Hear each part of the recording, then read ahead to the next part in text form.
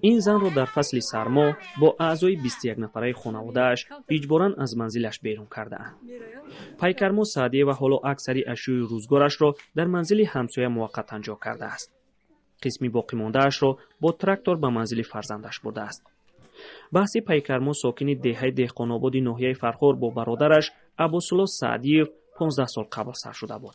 فهمیده که ما خونه ساختیم ریختیم رفته خونه را بجویی بانو میخدش گذرونده بانو میخدش خونه را گذرونده. بعد گفتم چی وای خیلی میکنی یکم بار بانشی در سود دادم یکم سال ششم بود در سود دادم سود با طرف همون چیزی که تیار کرد ناحقی بود همش بیکار کرد. پیکرمو سعدی و 18 سال پیش به خانه پدرش کوچ می‌بندد. تا آمدنش به اینجا او منزل علاهیده داشته است. پس از معامله با برادرش منزل زیست خود را فروخته به این منزل می‌کوشد. ما را با دست خدی یک فرزند اومد در می خونه‌اش درآورد گفت که ما پول در کارای ما می خونه را چورش میکنیم چرده همه چیز دارم وظیفه دارم تا می خونه رو بیو بخر. خرید و فروش خانه خودش را پیکرمو سعدیه و سال 2004 و 5 انجام داده است. منزل پیکرمو را یک همدیه‌اش رحمان قلبیکوف خرید میکند. او میگوید مبلغ را به شهر دوشنبه برده به دست ابوالصلاح سعدیف داده است. ما بردم شما در دوشنبه در عباس دادم عباس ما را قبول کرد تلفن کرد که امی خونه را اکر رحمت الله بده. خود عباس ما را فریب کردن پرسیده بودن عباس میگه شما ما برای دیگه قرعه پام گرفته بودم. در اولین حلنامه دادگاه فرخار که ماه ینوری سال 2006 صادر شده است دعوای ابوالصلاح را به اساس خوانده آن را رد کرده است.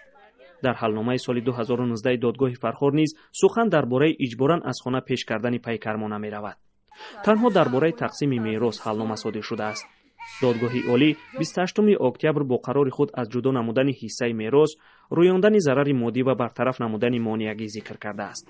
این دعوا را پیکرمو سعدی و تا دادگاه عالی برده است. حالا همدیهگان پیکرمو را حق و ابوالصلاح را ناحق می‌دانند.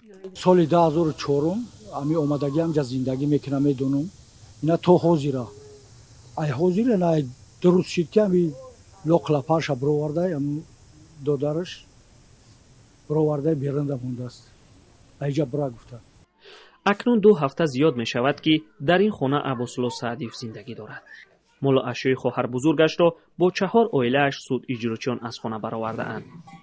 ابوالصلاح سعدیف در یک صحبت روبرو و بدون باز کردن در خانه‌اش به رادیو زاری گفت که دادگاه دادستان کار را به منفعت او انجام داده است و به تمام سوال‌ها او نه بلکه نماینده دادستان و دادگاه پاسخ دهد.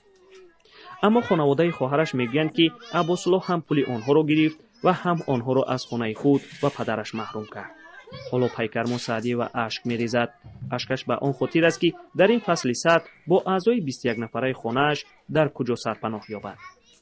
محمود جان رحمتزاده، آزادی، فرخار.